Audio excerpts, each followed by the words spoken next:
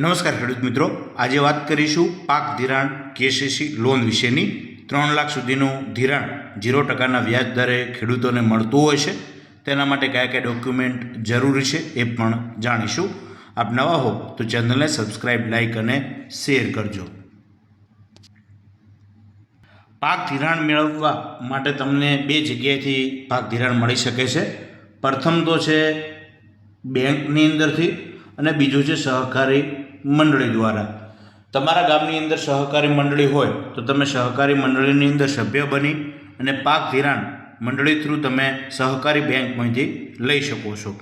જો એ ના હોય તો તમારા ગામની અંદર અથવા તમારા તાલુકાની અંદર જે સરકારી બેંક છે અથવા તમે ખેડૂતોને પૂછશો તો પણ તમને ખ્યાલ આવી જશે કે કઈ બેંક દ્વારા એ ધિરાણ કરવામાં આવે છે, તો એ બેંકમાંથી પણ તમને મળશે। તેની અંદર આ ધિરાણ છે એ 7% લેખે હોય છે, જેની અંદર 3% અને 4% અલગ અલગ કેન્દ્ર સરકાર અને રાજ્ય સરકાર એ સહાય આપે છે। એટલે 0%ના વ્યાજ દરે 3 લાખ સુધીનું ધિરાણ ખેડૂતોને મળતું હોય છે।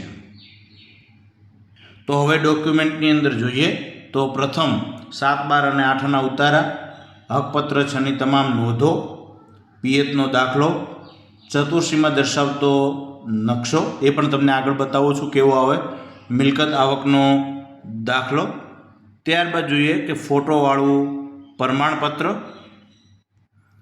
આધાર કાર્ડની ઝેરોક્ષ, પાન કાર્ડની ઝેરોક્ષ, રેશન કાર્ડની ઝેરોક્ષ, ચૂંટણી કાર્ડની ઝેરોક્ષ, 4 પાસપોર્ટ કોપી તમારી પાસે હોય તમારે લઈ જવી, અટક ફેર હોય તો સોગંદનામું, અને બીજું એક 300 રૂપિયાના સ્ટેમ્પ પેપર ઉપર એગ્રીમેન્ટ કરવાનો થાય।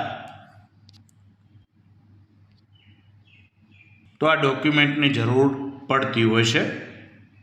તો તમે જોઈ શકો છો કે પિયતનો દાખલો આ રીતે આવતો હોય છે, જે તમારે તલાટી કમ મંત્રી પાસેથી લેવાનો હોય છે।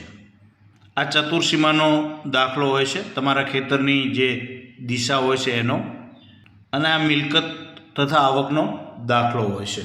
તો આ ડોક્યુમેન્ટની જરૂર પડતી હોય છે। તો તમે તમારી નજીકની જે બેંક છે બેંકની અંદર પણ તમે પૂછી શકો છો કેસીસી માટે, અને તમારા ગામની અંદર સહકારી મંડળી હોય તો તેમના મંત્રીને પણ મળી અને આ બાબતે તમે પૂછી શકો છો। બેઝિક આ ડોક્યુમેન્ટની જરૂર પડશે। વધુ માહિતી માટે તમે મંડળી અથવા બેંકનો સંપર્ક કરી શકો છો। થેન્ક યુ, આભાર।